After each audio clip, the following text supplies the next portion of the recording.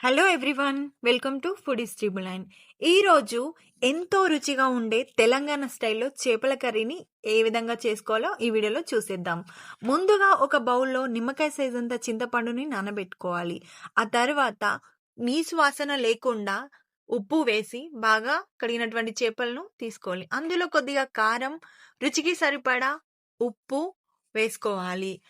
Quantity అనేది ఏం లేదండి, మన రుచికి సరిపడా వేసుకుంటే సరిపోతుంది. అందులో కొద్దిగా అల్లం వెల్లుల్లి పేస్ట్, కొద్దిగా పసుపు వేసి బాగా చేపలకి పట్టే విధంగా కలుపుకోవాలి.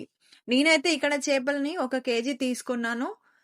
దానికి మెజర్మెంట్స్ అంటూ ఏం లేవు. మనం ఎంత క్వాంటిటీ మనం డైలీ ఎలా అయితే తింటామో అంతే విధంగా మనం ఉప్పు, కారం, పసుపు అన్నీ అలాగే నార్మల్గా తీసుకోవాలండి.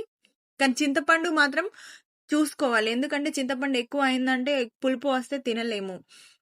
ఒక నిమ్మకాయ సైజ్ అంతా అయితే సరిపోతుంది.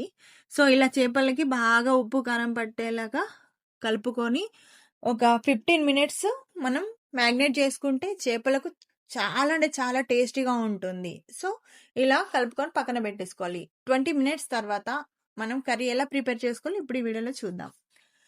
సో ముందుగా దీనికి కావాల్సినటువంటి మెయిన్ ఇంగ్రీడియంట్ ఏంటంటే ఉల్లిగడ్డలు. నార్మల్గా మనం పేస్ట్ చేస్తూ ఉంటాము, అలా కాదు. స్టవ్ పైన పెట్టేసి వాటిని బాగా కాల్చుకోవాలి.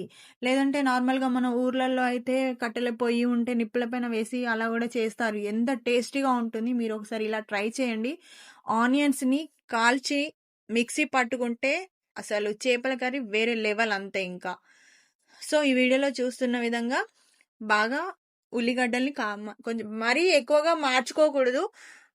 అందులో కొంచెం ఉల్లిగడ్డలు అనేది కొంచెం మెత్తగా అయ్యే విధంగా కాల్చుకుంటే సరిపోతుంది. సో ఇవి చల్లార్చిన తర్వాత వీటిని పొట్టు తీసేసి మెల్లిగా చల్లారిన తర్వాతనే తీయండి, ఎందుకంటే అవి చల్లారడానికి చాలా అంటే చాలా టైం పడుతుంది కాబట్టి. నేనైతే ఇక్కడ కొన్ని తీసుకున్నాను, మరీ ఎక్కువ తీసుకోకూడదు. చేపల కర్రీకి ఉల్లిగడ్డలు అనేది థిక్నెస్ని బాగా తీసుకొస్తుంది, ఓకేనా. సో ఇలా ఉల్లిపాయలకు ఇలా పొట్టు తీసేసిన తర్వాత ఇలా చిన్నగా కట్ చేసుకోవాలి. కట్ చేసుకొని ఒక మిక్సింగ్ బౌల్లో వేసుకోవాలి. మనం నార్మల్గా ఉల్లి పేస్ట్ చేసుకొని చేసే టేస్ట్ చూడండి, అండ్ ఇలా మనం కాల్చి ఉల్లి ముక్కలని ఇలా పేస్ట్ చేసింది చూడండి ఎంత బాగుంటుందో. మీరే చూసి చెప్పండి, ఒకసారి ఇలా ట్రై చేయండి. సో వీటన్నింటిని మనం మిక్సింగ్ బౌల్లోకి వేసుకొని ఇప్పుడు మనం ఈ ఉల్లిపాయల్ని మనం మిక్సీ పట్టేసుకుందాం. సో మిక్సీ పట్టేసుకున్నాం కదా, మనం ఇందులోకి ఒక 4 పచ్చిమిర్చి ఇలా కట్ చేసుకుందాము చిన్నగా. ఎందుకంటే మనం ఆల్రెడీ కారం వేసుకున్నాం కాబట్టి ఎక్కువ అవసరం లేదు, మరీ స్పైసీగా అవుతుంది. 4 పచ్చిమిర్చి సరిపోతాయి మనకి. సో దాంతోపాటు కొన్ని ఉల్లిపాయలు తీసుకోండి. దానిలో మనం క్రష్ చేసుకొని దంచుకుంటే టేస్ట్ బాగుంటుంది. మిక్సీ పట్టడాలు ఇలాంటివి అసలు అన్నీ మానేసుకొని రోటి పచ్చళ్ళు కానీ రోట్లో దంచినవి చాలా అంటే చాలా బాగుంటాయి. సో మనం వెల్లుల్లి ఇలా చేసి ఇప్పుడు మనం కర్రీ ప్రిపేర్ చేద్దాం. సో ముందుగా ఒక బౌల్ పెట్టుకుందాం. నేనైతే అల్యూమినియం అయితే అస్సలు వాడను, స్టీల్యే అన్ని వాడతాను. ఇందులో మనం మన టేస్ట్కి సరిపడా కొద్దిగా ఆయిల్ వేసుకొని కొంచెం ఆయిల్ హీట్ అయిన తర్వాత అందులోకి మనం క్రష్ చేసుకున్నటువంటి వెల్లుల్లి అండ్ దానితో పాటు మనం ఇందాక కట్ చేసుకున్నటువంటి పచ్చిమిర్చి, కొద్దిగా అల్లం పేస్ట్ వేసుకోండి. ఇంతకుముందు మనం చేపలకు కలిపి పెట్టుకున్నాం కదా, సో మరీ ఎక్కువ అవసరం లేదు. కొద్దిగా అల్లం వెల్లుల్లి పేస్ట్ వేసుకుంటే సరిపోతుంది. అందులోకి కొన్ని పచ్చిమిర్చి వేసుకొని బాగా ఫ్రై చేసుకోవాలి. ఎక్కువ అంటే కొంచెం బ్రౌన్ కలర్ వచ్చేంత వరకు మనం ఉంచేసుకుంటే సరిపోతుంది. సో ఈ వీడియోలో చూస్తున్న విధంగా చేయండి. ఇది ఎవరైనా చేసుకోవచ్చు అండి, బ్యాచిలర్స్ అయినా చేసుకోవచ్చు, ఎవరైనా చేసుకోవచ్చు. చాలా మంది బ్యాచిలర్స్ ఉంటారు కదా, వాళ్ళకి చాలా డెడ్ ఈజీ అండి చేపల కర్రీ. సో ఇందాక మనం గ్రైండ్ చేసుకున్నటువంటి ఉల్లిపాయ ముక్కలు పేస్ట్ చేసుకున్నాం కదా కాల్చినవి, సో ఆ పేస్ట్ని ఇందులో వేసుకొని బాగా కలుపుకోవాలి. ఎక్కువ అంటే ఒక 4-5 ఉల్లిపాయ ముక్కల్ని తీసుకుంటే సరిపోతుంది. చేపలకి థిక్నెస్ వస్తుంది అనమాట. మరీ పలుచగా కాకుండా. సో ఇలా బాగా కలుపుకోవాలి.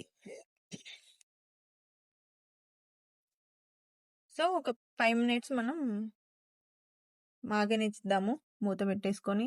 సో ఈ చేపల కర్రీకి మెయిన్ ఇంగ్రీడియంట్ ఏంటి అంటే మెంతులు, జీలకర్ర. సో మెంతులు లేకుండా చేపల కర్రీ అనేది అసలు టేస్టే ఉండదు. మెంతులు, జీలకర్రని ఇలా మంచిగా వేయించుకోండి. వేయించుకొని దీన్ని మంచిగా పౌడర్ దంచుకోండి. సో నేనైతే కొద్దిగా అంటే నార్మల్గా రోల్లో కొంచెం పచ్చి పచ్చిగా ఉంటుంది కాబట్టి కొంచెం ధనియా పౌడర్ వేసి దంచుతున్నాను. సో పౌడర్ బాగా అవ్వాలి అని చెప్పి. సో జీలకర్ర మెంతుల్ని ఇలా పౌడర్ చేసుకొని మనం వేరే ప్లేట్లోకి తీసుకుందాం. మెంతులు ఖచ్చితంగా వేసుకోవాల్సిందే. మెంతులు లేకుండా చేపల కర్రీ అస్సలు బాగుండదు. మళ్ళీ చెప్తున్నాను, గుర్తుంచుకోండి. ఓకే. సో మనం ఫ్రై అయినటువంటి పేస్ట్ చూద్దాం. సో ఇలా బ్రౌన్ కలర్ వచ్చేంత వరకు ఇలా చేసుకోవాలి. సో చింతపండును ఇలా గుజ్జు తీసేసి తీద్దాం. సో దీన్ని వడగట్టుకుందామండి. ఇట్లా స్ట్రైనర్ ఉంటే వడకట్టుకోవాలి. ఎందుకంటే అందులో ఉన్నటువంటి పిప్పి అది ఒక్కొక్కసారి చింతపండులో గింజలు కూడా ఉంటాయి. సో ఇలా స్ట్రెయిన్ చేసుకుంటే మంచిగా నీట్గా ఉంటుంది. సో ఇలా స్ట్రెయిన్ చేసుకొని అందులో ఈ చేపల్ని వేసేసుకుందాం. చేప ముక్కల్ని వేసుకొని వెంటనే చేప ముక్కలు వేసిన వెంటనే ఒకసారి కలపాలి అంతే. ఇంకా మళ్ళీ వాటిని టచ్ చేస్తే మొత్తం విరుచుకుపోతాయి. ఓకేనా. సో ఇందులో చింతపండు వేసి జస్ట్ కదపాలి అంతే. అంతకు మించి మనం ఎక్కువ అసలు ఫిష్ను కలపడం అనేదే ఉండదు. చేపల కర్రీ అయ్యేంత వరకు మనం టచ్ చేయకూడదు ఇంకా అంతే. ఎందుకంటే పీసెస్ పీసెస్ లాగా కాకుండా మొత్తం గుజ్జులాగా మొత్తం అయిపోతుంది ఫిష్ కర్రీ. జస్ట్ స్పూన్తో ఇలా చేసేసుకుంటే సరిపోతుంది. సో మనం దంచిపెట్టుకున్నటువంటి మెంతి, జీలకర్ర ఇందులోనే వేసి పెట్టేసుకోవాలి అంతే. జస్ట్ అంతే, టచ్. ఇప్పుడు మనం వాటికి కావాల్సినటువంటి మసాలా ప్రిపేర్ చేసుకుందాం. సో బగారా పువ్వు, లవంగాలు, దాల్చిన చెక్క, యాలకులు ఇవన్నీ వేసేసుకొని బాగా, నేనైతే రోలే వాడతాను మ్యాక్సిమం. ఎక్కువ అసలు ఈ గ్రైండర్ అసలు వాడను.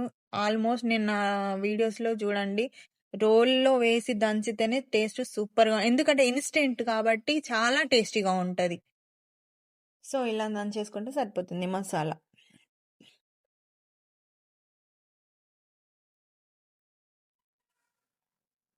సో ఇందులో నేను ఉల్లి పొరక అంటారు కదా, ఉల్లి ఆకు, మా తెలంగాణలో అయితే ఉల్లి ఆకు అంటారు. సో ఈ ఉల్లి ఆకుని ఇలా చిన్న చిన్నగా కట్ చేసుకోవాలి. దాంతోపాటు కొత్తిమీర కొంచెం తీసుకోండి. ఉల్లి ఆకు వేయడం వల్ల కూడా చాలా టేస్టీగా ఉంటుంది చేపల కర్రీ. అవైలబుల్గా ఉంటే వేసుకోండి, లేదంటే స్కిప్ చేయొచ్చు, నో ఇష్యూ. బట్ కొత్తిమీర మాత్రం వేసుకోండి, బాగుంటుంది టేస్ట్. సో ఇలా చిన్నగా కట్ చేసుకోవాలి. సో ఇందాక మనం పెట్టినటువంటి చేపల కర్రీ ఒకసారి చూద్దాం మూత తీసి. సో బాగా కుక్ అయింది. ఇప్పుడు దంచి పెట్టుకున్నటువంటి మసాలా ఇందులో వేసుకుందాం. అస్సలు కలపకండి, జస్ట్ వేసి వదిలేయండి. కొత్తిమీర, ఉల్లి ఆకు వేసేసుకున్నాం అంతే. మనం వేసేసుకున్నాం. ఇప్పుడు ఒక 5 to 10 మినిట్స్ మూత పెట్టేసుకొని పులుసుని బాగా మరిగించుకుందాం. సో 10 మినిట్స్ తర్వాత మూత తీసి చూస్తే వా, గుమగుమలాడే చేపల పులుసు రెడీ అయిపోయిందండి. సో ముక్కలు చూస్తున్నారు కదా, మనం ఫస్ట్ ఎలా అయితే వేసామో అలాగే ఉన్నాయి.